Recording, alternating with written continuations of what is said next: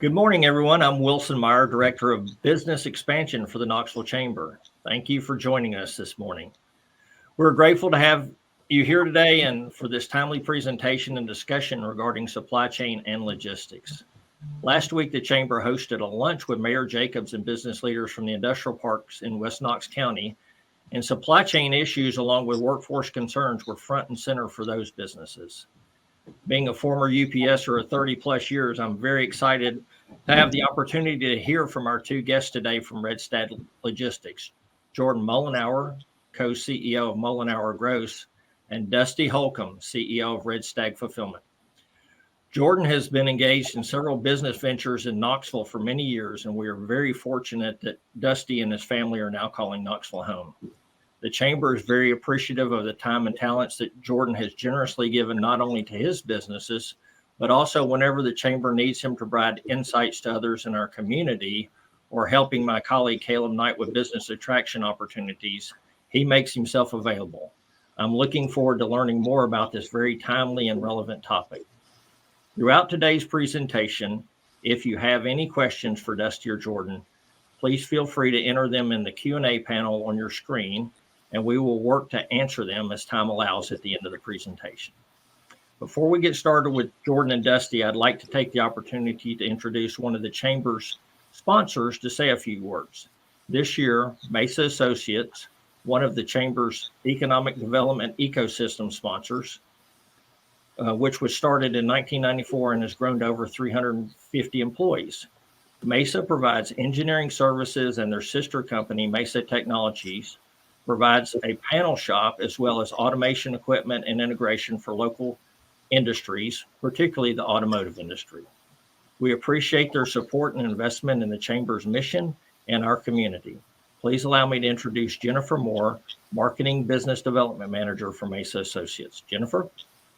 Good morning. Thank you. Yes, I'm Jennifer Moore. I'm the Marketing and Business Development Manager for Mesa here in Knoxville, where we began with 5 employees in 1994 and have grown to over 350 local employees with 3 locations. We now have an engineering office and a panel fabrication and a machine shop here locally to Knoxville.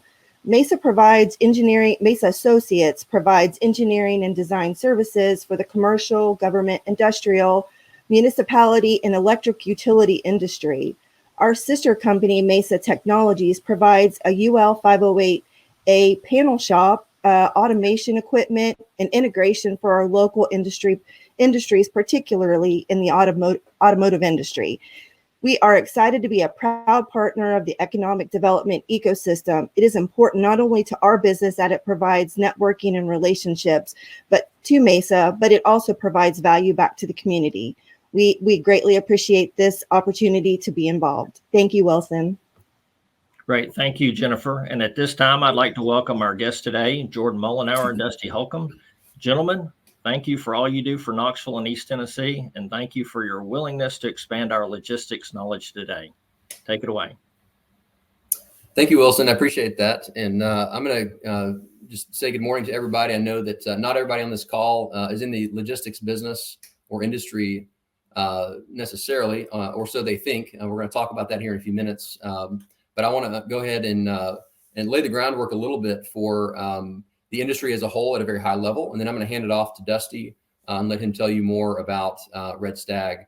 So a couple things. One is, if you're on this call and you don't own trucks and you don't own warehouses and you don't perceive yourself to be in the logistics industry, I think it's important to step back for just a second and think about how the industry has changed significantly certainly over the last 100 years, even over the last 10 years, even over the last 12 months. We have seen the global supply chain impact every industry, and in some cases on a short-term basis, and in other cases, I think systemically and structurally. So if you're on this call and you're kind of curious, but you're not really perceiving yourself to be in the logistics industry, again, step back for just a second and begin to ask yourself a few questions, and perhaps think about how your own business or your own enterprise might be impacted by the work that companies like Dusty's do around the world. So a couple of examples that I think are pertinent to East Tennessee in particular. So for example, on the one hand, a lot of people think about logistics in terms of materials handling, moving product from one location to the other location. But if you think about how product is created in today's world, components and pieces and even raw material are assembled from all over the world for things like the boat industry, for example. We have a robust boating industry here in East Tennessee, thankfully. It's a great industry to have, to give home to. But these component parts and raw materials come from literally every corner of the globe. So when there's a quote unquote logistics issue, it very quickly becomes an operational issue. It can become a financing issue or financial issue. It can become a regulatory or legal issue because the system is just much more complex in today's world. So again, as you're reflecting about your own business, begin to imagine the ways that disruptions, even small ones, can reverberate through your own organization. That's what we're talking about today in logistics. So to shift the conversation just a little bit, talk a little bit more about Tennessee, East Tennessee, and even Knox County or Knox County area more specifically. I've heard people say for years, East Tennessee is great because it's at the interchange of I-40 and I-75, and that's true. There are some certainly some advantages there. I've also heard people say that it's within a day's drive of anywhere between 50 and 70% of the population, depending how you might measure it.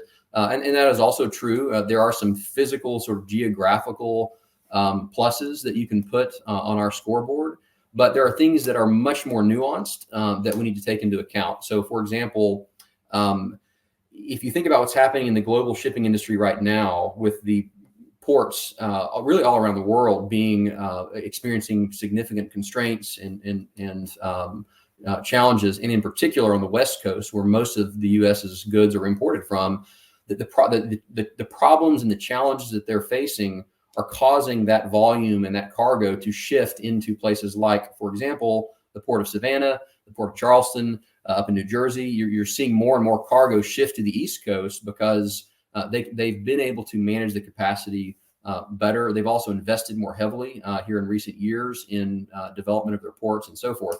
Now, they're not without issues. They're still challenged in a lot of different ways. But the point is this: even in East Tennessee, where we don't have a seaport per se, we are close to, very proximate to Savannah. We're very proximate to Charleston in particular. And one thing to note here in East Tennessee is just about 3 weeks ago, there was an announcement that there's going to be a huge inland port development or a what's called an intermodal transfer station developed in North Georgia, in Gainesville, Georgia. So when you step back from the picture and you start to think about how the system works as a whole, things that happen on the West Coast impact us here in East Tennessee. Things that happen in Charleston and Savannah impact us in Tennessee. And what you're seeing is a continued transfer or reinvestment or a center of gravity shift towards the East Coast port infrastructure, which means that places like East Tennessee that are excellent hubs for inland transfers are going to be able to benefit from that additional activity. So what does that mean for your business? If you're not directly in the shipping industry or the quote unquote logistics industry per se, what it means is your supply chain is closer and trucking rates can improve because you've got more kind of tier one type traffic passing through your area. It can also mean that you have a better case to be made for establishing secondary and even tertiary supply chain partners, manufacturers and component providers closer to your location. It can have significant impacts on your business, even if you don't perceive yourself to be in logistics. So just to fast forward a little bit, and then I do want to hand it over to Dusty. We're kind of we're involved in this space in two different ways. One is companies like Red Stag and the work that Dusty and his team are doing. And then the second is in real estate development. One of the biggest challenges that we have in East Tennessee right now is providing the space or the infrastructure, the real estate infrastructure for the companies that want to have a home here. And Wilson mentioned earlier on this call that Caleb Knight on his team is very active in recruiting companies into our area. Caleb and I have worked on a handful of projects together. And it's people like Caleb who have been able to tell the narrative and tell the story to outside firms and explain what the benefits are of being in Tennessee and in East Tennessee in particular. And it ranges from fiscally sound policy at a state level to just culture and workforce and a lot of the things, and even interstate infrastructure, as we talked about a few minutes ago. There's a lot of reasons why companies are trying to find a home in East Tennessee. And I'll say, I've talked with numerous companies outside of the state who are trying to move to our area and who simply have not been able to find the space to move into. So that is a significant challenge for us that will need to be resolved, and that people are working to resolve over time. But that's a challenge. A second challenge is just all the coordination of all the details that are involved in moving an operation from out of state. We're seeing right now Smith & Wesson as an example of a very, very aged company in the Northeast, relocating their entire operations to a new home in Maryville. That's a significant logistical undertaking, but it's being facilitated and it's being assisted by people in Blount County, people like Caleb who wake up every day trying to help those people find a new home here in this area. But nonetheless, that's a challenge. There's a lot of details that have to be worked out. And then the third here that we've seen is just the constraint on labor and workforce. We have great people on different that work in our different companies who do phenomenal work every day and who are sought after by many of the other employers in the area. That is a challenge at times, but we're also seeing a lot of people move into the area as well. So over time, we anticipate that will find a balance, but nonetheless, it's a challenge in the current state of affairs. So again, to kind of wrap this up, if you don't perceive yourself to be in the logistics industry per se, you may want to reimagine how you're thinking about your industry and how you're thinking about your own supply chain and your own workforce, because it's all very, very integrated globally at this point. And you're going to hear Dusty talk about that here in a few minutes. So let me go ahead and introduce Dusty. Dusty is joined the organization earlier this year. He is from North Carolina, as Wilson I think mentioned earlier. He moved his family here to take this position, and we are delighted to have him on our team. I've already personally learned a lot from Dusty. He is a very talented, insightful leader who cares greatly and deeply about his people and about the environment that he's creating, which is something that matters a lot to us as well. So it's been really a lot of fun to work alongside him. And in some cases, even for him. I've got a project right now that I'm personally working on a short-term basis that I'll be handing over to his team. So in some sense, I'm reporting to Dusty myself, but it's just been a lot of fun working with him and seeing him and his team thrive, not without challenge, but thrive in the current state. So Dusty, why don't you take it from here? Great. Thank you, Jordan. I am going to share my screen here and walk through a little bit. I'm thrilled to be here. I'm thrilled to be in Knoxville. We have just fallen in love with the community in just a few months of time. And while I haven't yet personally been able to enjoy much of the area, I hear that everything everyone talks about is incredible. And frankly, I feel like half the people in Knoxville must be on the payroll at the Chamber of Commerce, because there's quite a bit of extolling the virtues. So with that said, what I wanted to talk about today is really who Red Stag is and what we do. I think many people don't understand, what a logistics organization like ours does and what it means for what they do in their daily lives. I want to unpack a little bit at the macro level what's going on in the logistics space and why it matters. And then I want to just plant some seeds around some of the questions businesses should be considering right now. I think what Jordan spoke to really touches on how it matters and how we need to think differently about our businesses and how our businesses need to evolve and grow as the world changes and the supply chains really drive change within our ecosystem. So, who is Red Stag Fulfillment? We're an e-commerce 3PL or third-party logistics organization, and we primarily serve direct-to-consumer e-commerce merchants. So organizations that have great products and they want to sell them and they need a partner to handle their warehousing and handle their shipping services. That's what a 3PL does. We were founded in 2013 by e-commerce entrepreneurs. Jordan is one of those. And I think that that's important because the heritage doesn't come from warehousing. It doesn't come from logistics. It comes from a deeply client-centric and customer-centric approach. And that matters in how we show up and how we differentiate. We like to think of ourselves as with our mission of doing the heavy lifting, allowing our clients to grow their businesses by focusing on their core competencies. And we see that as they're phenomenal at creating products and marketing those products. Really, merchandising and marketing are what our clients excel at. And we do the heavy lifting. We take the burden of all the other logistics stuff off their plates insofar as it goes from the time their customer clicks purchase until the item gets into the shipping ecosystem. That's what we handle. And we like to think that we sweat the small stuff. We focus on the details so our clients can focus on growing their businesses. So, there are a lot of pain points in business, and there's a lot of challenges. And our founders, were on their third 3PL relationship with their business, and they were finding there were some really common issues. There was a lot of shrinkage. There was a lot of products that were sitting on the loading dock, not being brought into the warehouses. There was inventory that would go missing, and then there were shipments that wouldn't go out. And so Christmas of 2012, they were watching their brand, their customers be impacted by a third-party organization that didn't have the same care and focus and attention to detail that they did. And they literally went and packed boxes and walked into a warehouse and found that there was a workforce that was disengaged, disenchanted, really were apathetic towards the work that they were doing. And that was the genesis. That was the seed for Red Stag, because they came back and said, we can do this better. There is a better way to handle this. And because we believe people matter, we know that when we focus on our team members, that they will take care of the client. And that's what takes care of the growth of the business. And that's where Red Stag has come from. So we're an organization that's focused on putting the client first. We focus on execution. We focus on really taking care of their needs.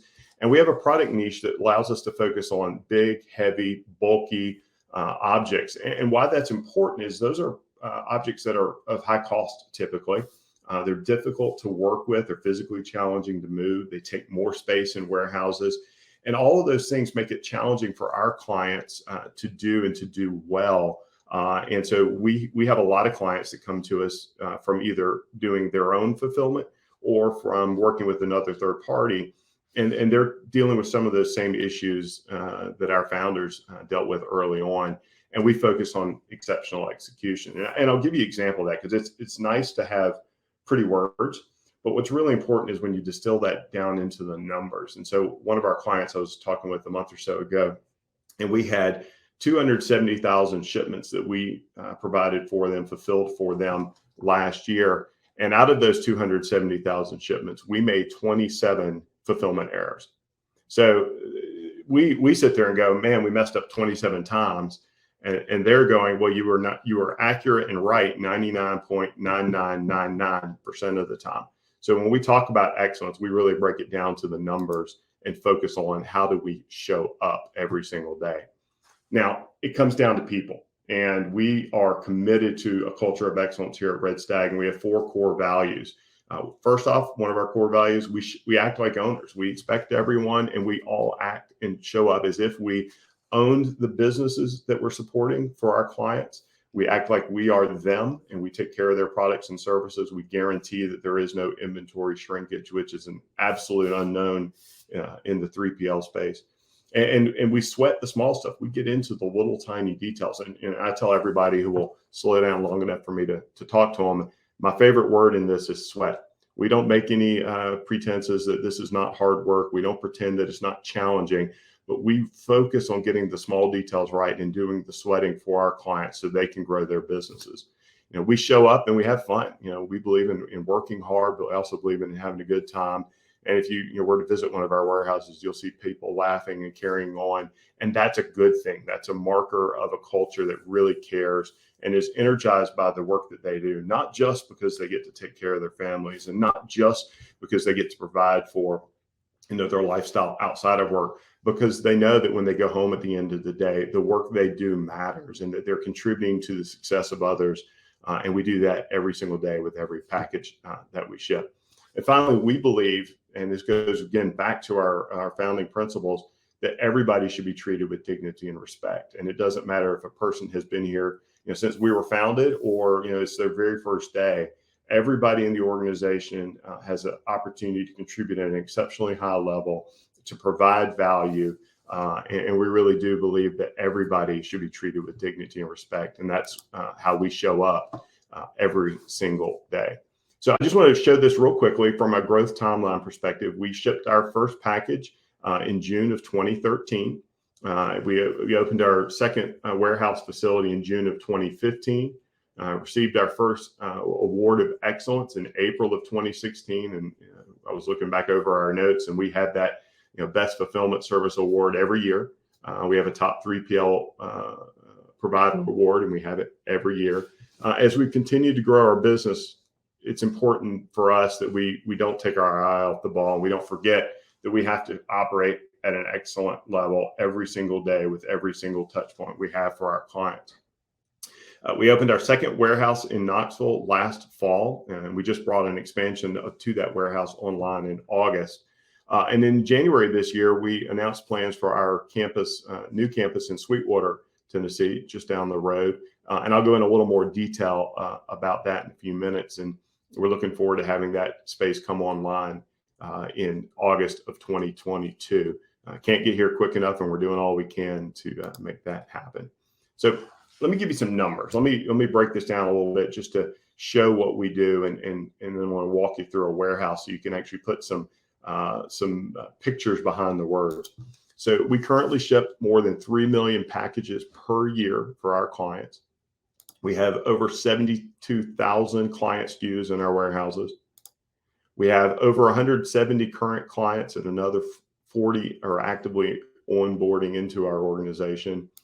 We employ over 500 team members in the herd. That's what we call ourselves here. And many more opportunities are going to be coming to the organization in 2022. And we have over 1.1 million square feet. And more importantly, we have over 80,000 pallet locations. So square foot, as we think about it, is important, but it's not as important as how many units of inventory and how many pallet equivalents that we can store in our warehouses. So when I first came to the organization, sometimes you can think about the warehouse as this dark, dingy, kind of dank place that nobody wants to go work in, nobody wants to see. Well, that's not who we are. And I thought perhaps it'd be really helpful to show you what a warehouse looks like. Now, this is not what our warehouses look like today. This is in August when we were installing racking in our expansion. And I'll show you through in just a second how those fill up very, very quickly. But they're very bright and they're really driven based on technology. We have technology embedded in the concrete to ensure that our lifts go the right direction. We have Wi-Fi throughout our entire facility. We're really a people-driven organization that's powered by technology, and that shows up as we start to fill up our warehouses. So this is that same space you just saw a second ago, starting to fill up, starting to grow as our clients ship product in. And we'll talk a little bit more at the macro level of what's going on in the supply chain. So I want to just show you what a warehouse in a modern context looks like and what it feels like. It's not the dark, dingy place where you don't want to go anymore. They are high technology, high dense environment. So this is just a representation of our outbound line as packages are moving down the line. I know they happen to take this one early in the morning because you'll see a lot more people and a lot more volume going through those lines. So where are we now? So when we think about what we're doing in our locations, I thought it'd be great to show you a map. And it's not accidental that we're in Knoxville, and it's not accidental that we have a second location in Salt Lake City, Utah. When we think about our clients and what we do for our clients, we enable them to grow their businesses. We enable them to focus on the products and on the marketing of those products. What's incredibly important for our clients to really address the Amazon effect, which is, people now expect everything within 2 days and they expect it for free. So when we think about the Amazon effect or the Amazon Prime, our clients pay a lot of attention to that. And with us having locations in Knoxville and in Salt Lake City, we can reach 96% of the U.S. in 2 days, as long as our carriers are able to achieve their service levels. So let me touch on Sweetwater quickly, and then we can keep rolling here. The Sweetwater campus is over 420 acres. We are currently in construction. In fact, I saw pictures just last night of the footers being poured of Building A.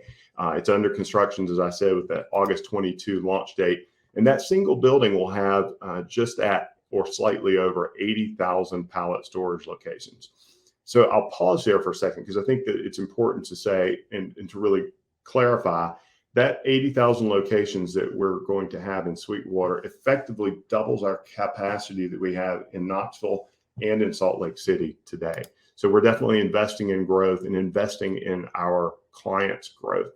Space matters. Through conversation with other 3PLs and some other warehousing firms earlier this year, it became quite apparent that a number of organizations are having to turn clients away or not able to engage with them meeting their needs because they just didn't have space available. And so we're focused on making sure that we have the capacity and that we can enable our clients to grow as they invest in their business.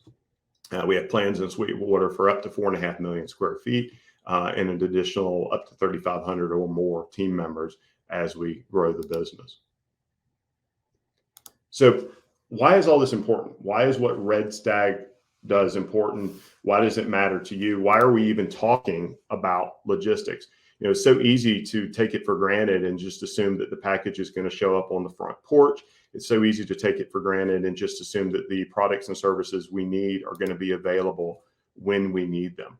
But logistics powers and enables every single purchase that we make, and how everyone goes to market is evolving so incredibly rapidly. So let's talk about that for just a second and talk about the inflection point that occurred last year and what it has led to from some of the changes that we've seen in our ecosystem right now.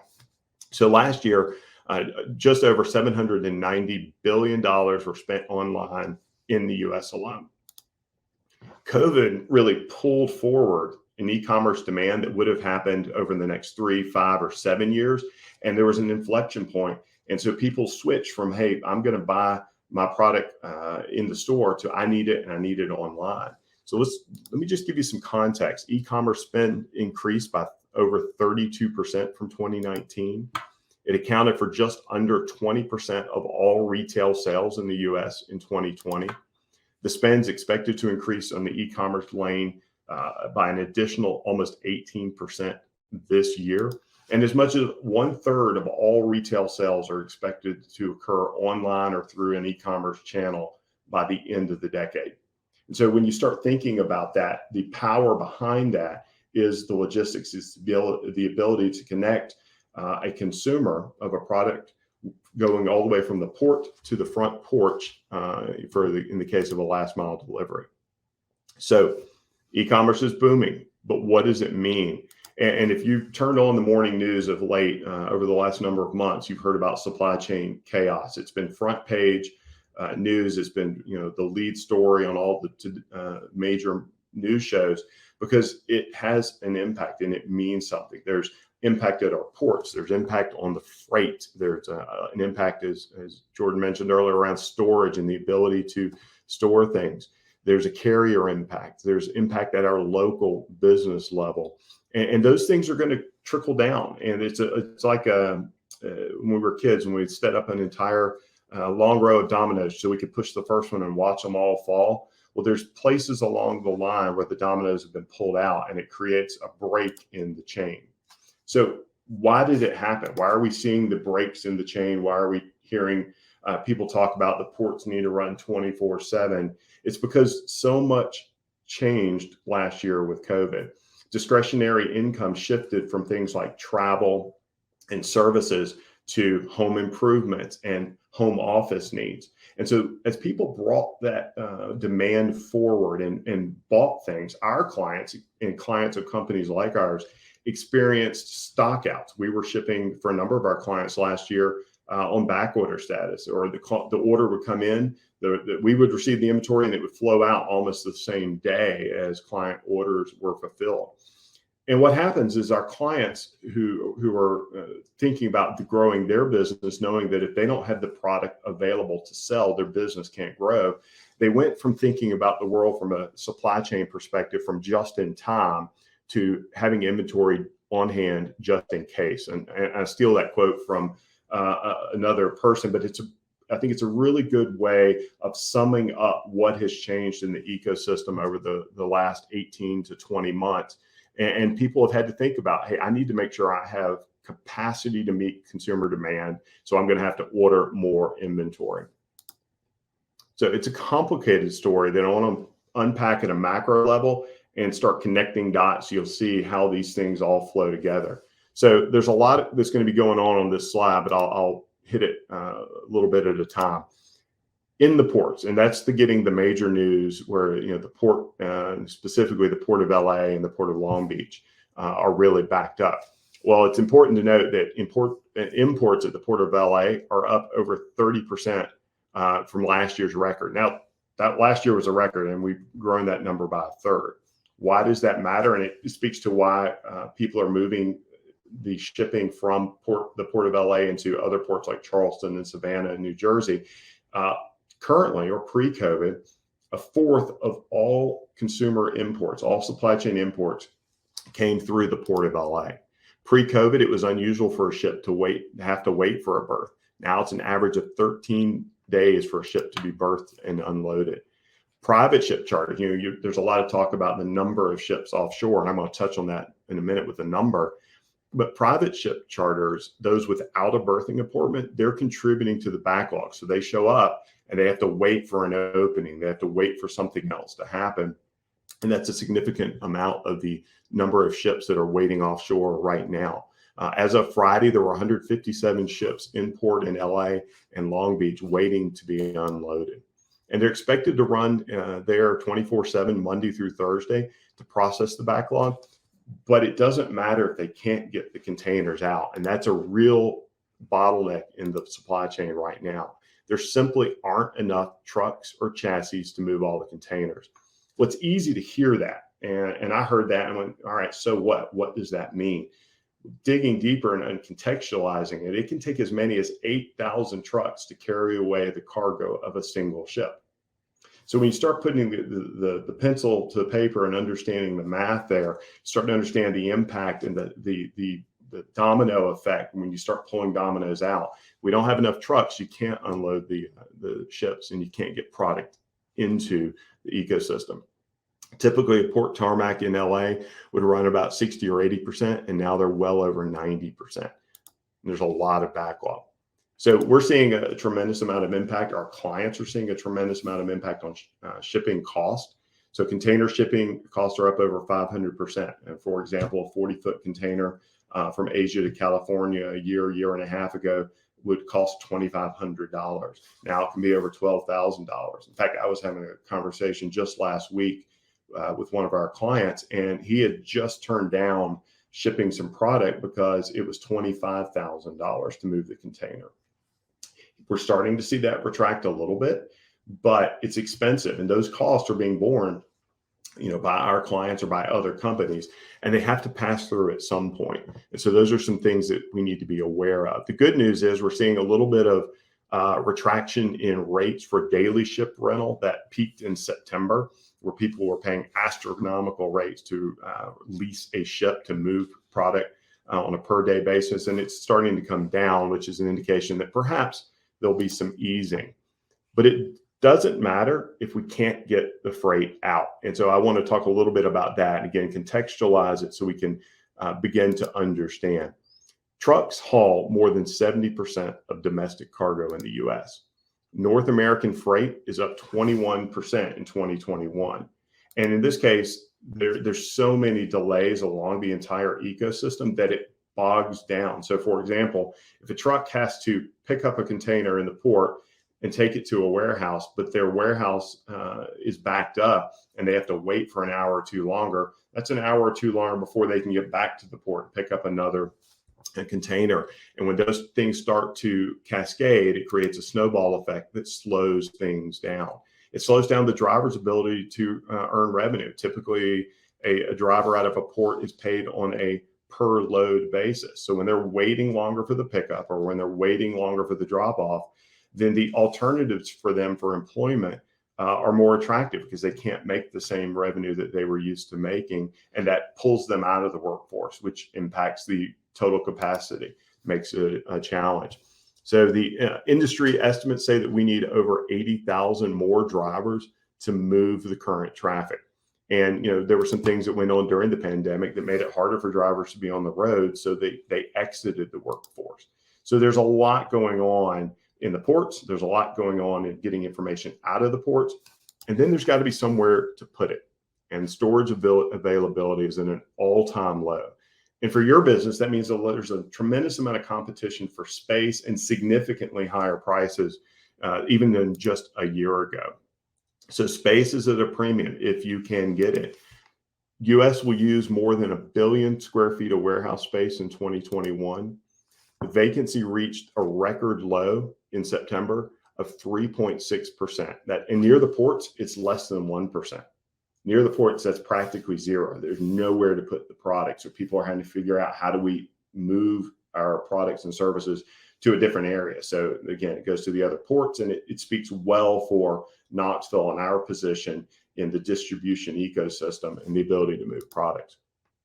When I mentioned cost a minute ago, industrial rents are up 10.4% year over year for Q3. So if you signed a warehousing lease in Q3 of 2020, that same lease today, if you could find the space, is up on average over 10.4%.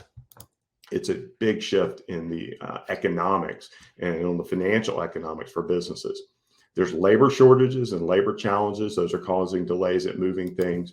And businesses, again, as I've said, I really love this statement. I think it really captures the essence of what's going on right now in the ecosystem of moving from a just-in-time inventory and just-in-time supply chain to inventory on hand just in case. And that's got a lot of impact. That's got a lot of effect on business owners when you start thinking about inventory turnover. A different client I was speaking with, was pre-COVID, was turning his inventory over 4 times a year. And now he's looking at having 2 times a year inventory turns, or maybe even 1 time a year in inventory turn ratio.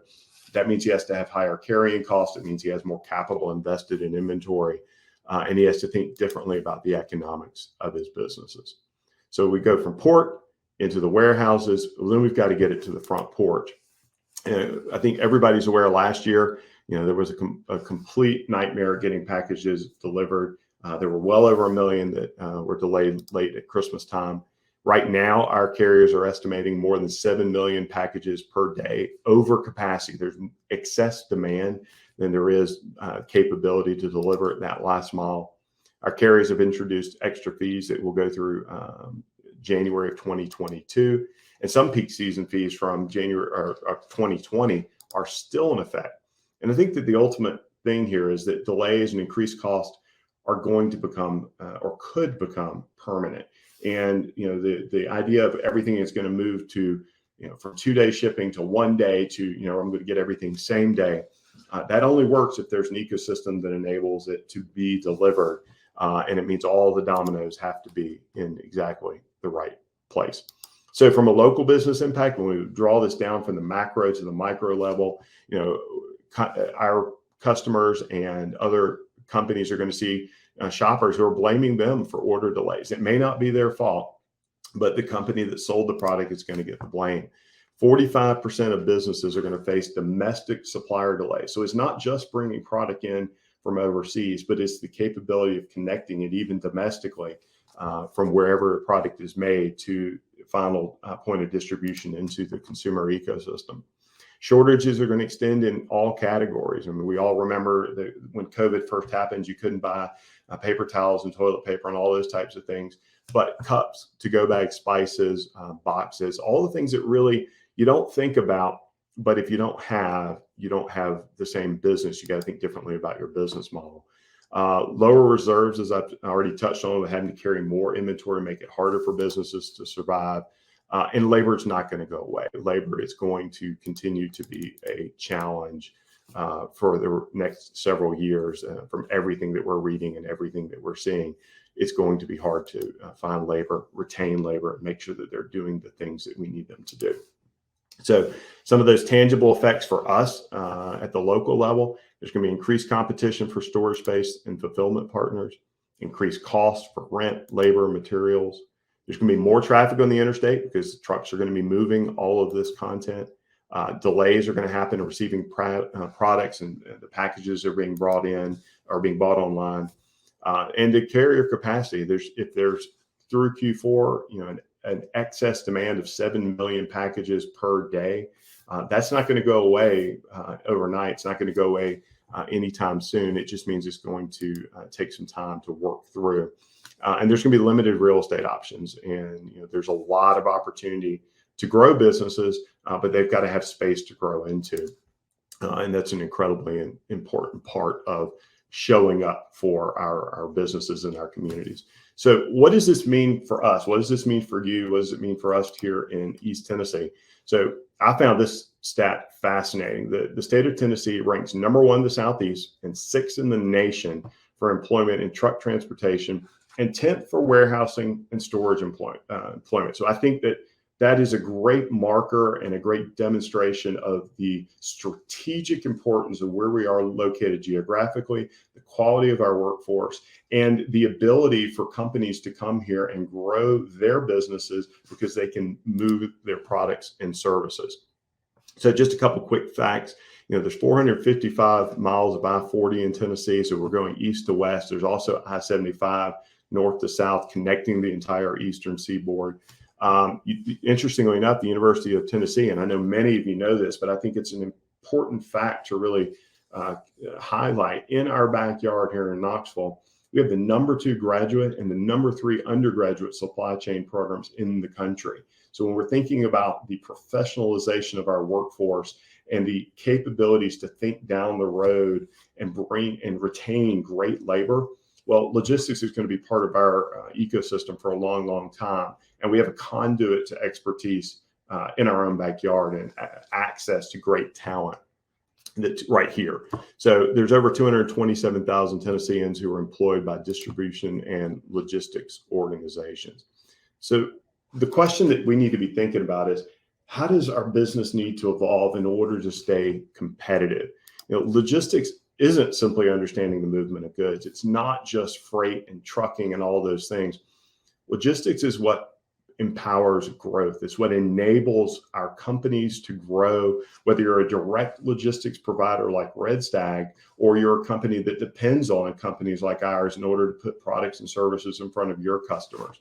So as I stepped back and I was thinking through, what are the takeaways that from this session and from this content, I think there's some really good implications for a business that we need to be thinking through. Some questions really at 2 levels. From a customer level, are my customers buying products and services differently now than they have before? How can I as a company ensure that I have inventory available to meet demand? Am I thinking differently about where I source things? Are my customers willing to pay a higher price for goods or for services? Because there's going to be costs that I have to incur, and how do I ensure that I capture margin appropriately and efficiently?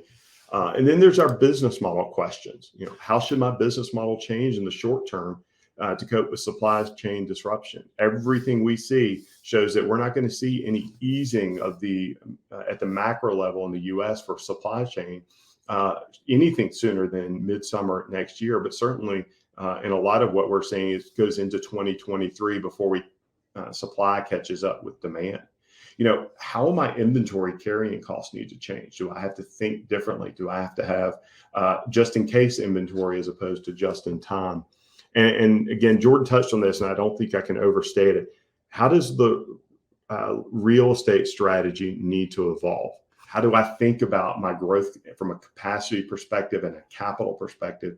Will I be able to get the goods and services and the real estate needed to support that? So there's some questions that I think would be important for us all to be considering and be mindful of as we look at 2022 and 2023 and think about the impact of global logistics down to the local level, down to our business level.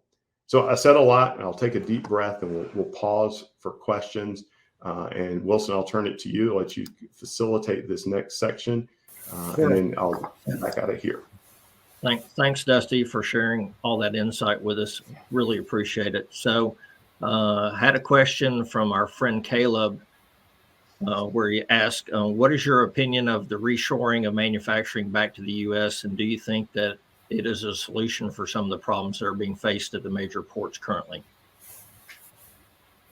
Yeah, so I'll touch on it, and Jordan, I'd love to hear your thoughts as well. We've heard a lot of our clients talk about, the availability of manufacturing in order to create their goods, and it really has to do with the availability of supply and demand. And so one of our clients told us, hey, a year ago I couldn't get our manufacturers in China to give me the time of day. It was going to be 6 weeks, 30 days, 6 weeks, 12 weeks before they could fulfill our orders. Well, now those same manufacturing plants are telling us, hey, we're begging for orders. And if they can source domestically at a price that makes it worthwhile, then that makes sense. If they can't, then it won't. There's going to be so much frothiness in the supply chain over the next 12, 18, 24 months. It really is going to come down to, can I get product at a price that makes sense where I can, our customer is willing to pay for that. Is it onshoring going to work? I honestly don't know. I think it really depends on the product category. Yeah, so I would agree with all that. And I would also add that I think it's going to be very industry specific. And if you think about the way that products are designed, if you think about, for example, a piece of aluminum that's machined into some kind of part, aluminum is drawn as a raw material all over the world in plants all over the world, and it can be sourced more locally. Whereas if you think about, for example, one of the businesses that we're involved in is sells air conditioning equipment. If you think about a compressor, there's a lot of infrastructure that goes into building even something as seemingly simple as a compressor. There's copper wiring, and there's metal pieces and parts, and there's bearings, and there's all these different components. So I use that as an example to say, the likelihood that a company is going to manufacture every single one of those component parts here in the U.S.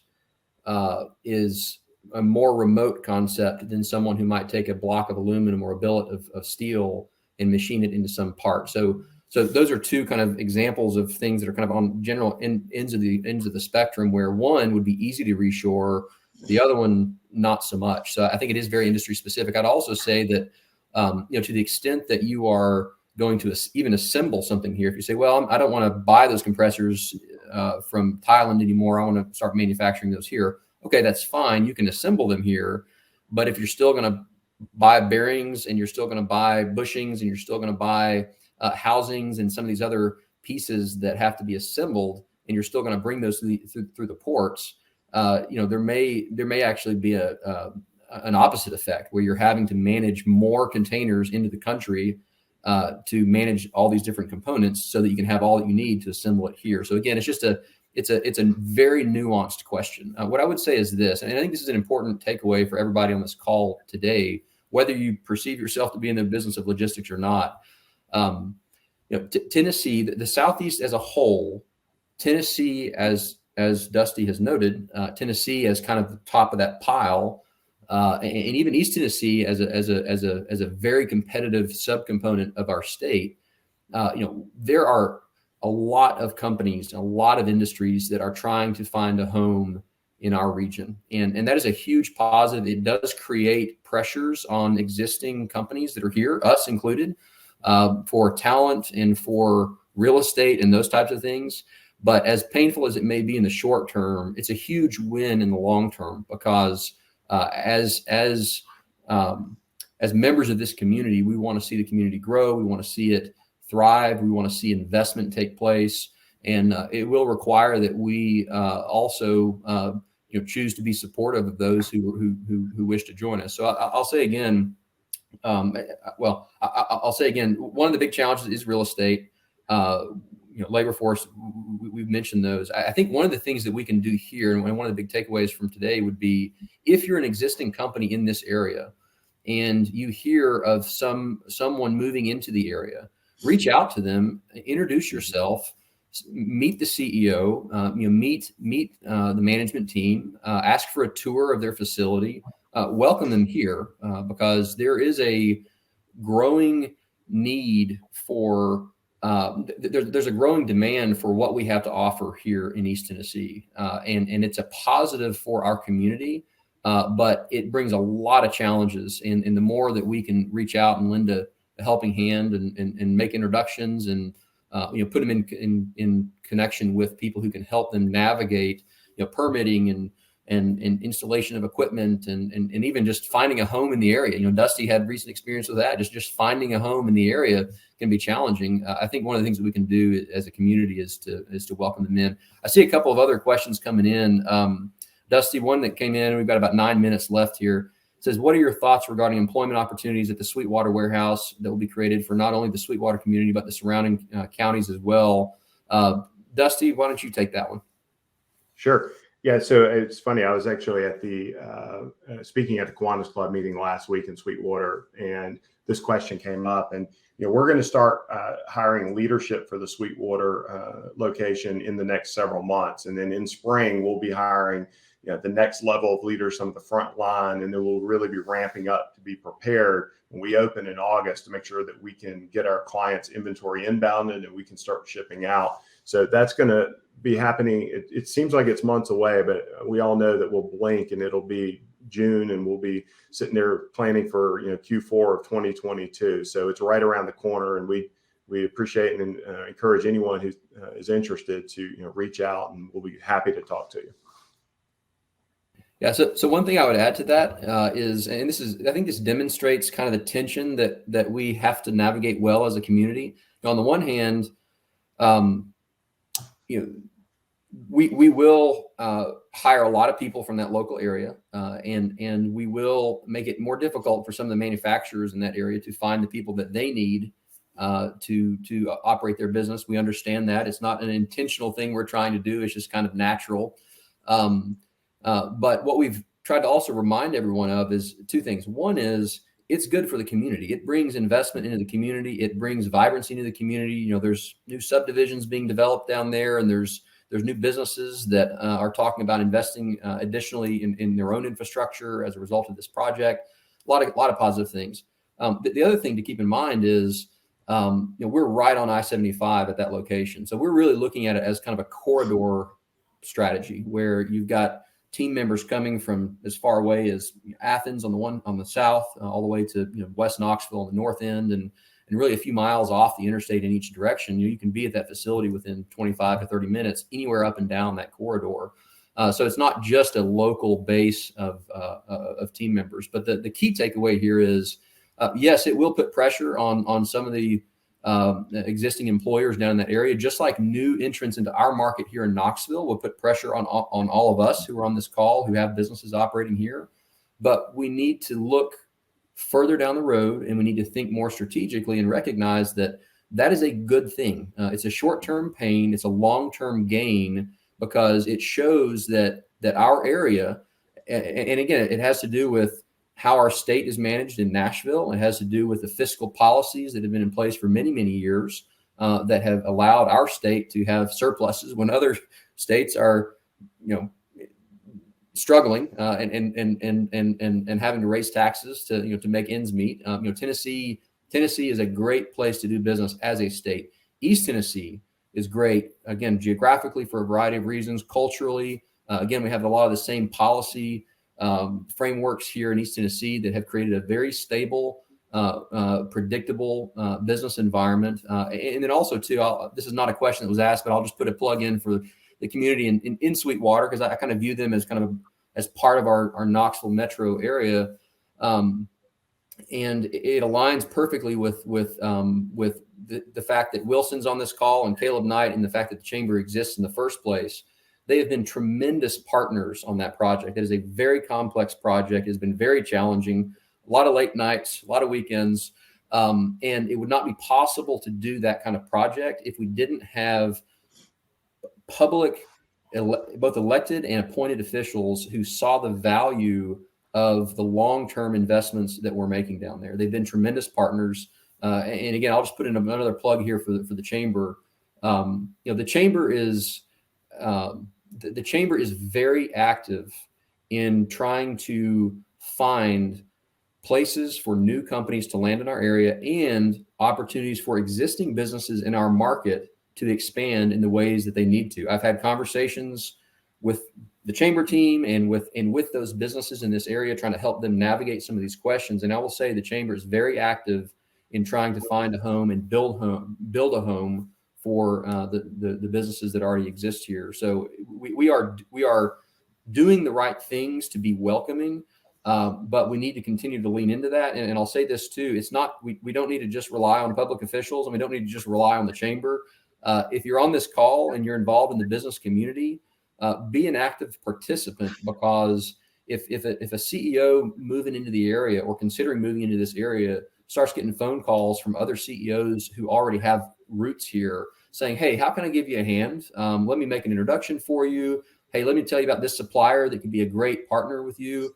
It sends a very strong message that will absolutely improve our overall long-term prospects. I think we've probably got time for one more question here. I see one a comment about rail. Her question is there a role that rail can play in alleviating some of the over-the-road challenges? Dusty, I'll just take this one just real quick. I mentioned the Gainesville inland port a few minutes ago. So a fellow named Jim Newsom is the now soon to be retired CEO of the Charleston port. Dusty and I have both had a chance to talk with him and develop a relationship there. And one of the things that the Charleston port is very challenged with is they've invested hundreds of millions of dollars deepening their port, adding additional infrastructure. But as soon as you pull the container off the ship, you've got to have that inland infrastructure also to get that container out of the way so you can make room for the next one, which you heard Dusty talk about. The Charleston port has been very active in identifying ways to essentially load up trains right at the water's edge with containers, run those trains inland a few hundred miles, in this case, as an example, to Gainesville, Georgia, which is not too far from Tennessee's borders, and then offload the trains at that point onto the truck chassis. So there are ways in which rail is being implemented, and this is already being done now. I use Gainesville as an example of something that I think will directly impact Tennessee. But yes, it is a part of the infrastructure solution that's already in play. Wilson, I'm going to turn it back to you. It looks like we've got 3 more minutes. Did you have anything else you wanted to add, or any other final questions? Well, yeah, one, I want to again thank our folks at Mesa for sponsoring this, and thank you guys for your time. But one more quick question from our friend Kim. She had said, given the increasing capacity and volume at the East Coast ports, what do you see as the emerging markets / countries that will supply these ports? Yeah, I'll jump on that one first. So one of the things that we're seeing, and we're seeing it globally at the macro level, is a number of companies and clients are looking to diversify their suppliers from being single sourced in single country to multiple countries. So you've seen shifting in manufacturing. This is not just a recent thing. This has been for several years now, going from just being in China to Vietnam and Thailand and other markets. And I think that those things are going to continue to happen. When we think about the impact of a pandemic and it being able to shut down or constrict manufacturing and the supply from a single country, then we're seeing a lot of clients diversify. We're seeing a lot of big organizations say, I can't have a sole supplier of any key component, and I've got to have multiple suppliers of components. And I think that's going to create opportunities in other markets and for further diversification of manufacturing and supply into our ecosystem.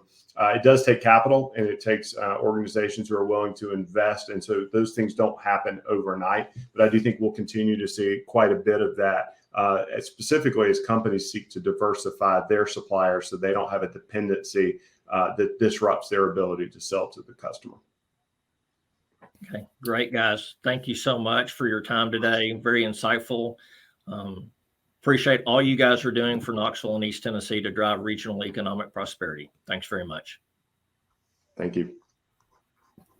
Thank you.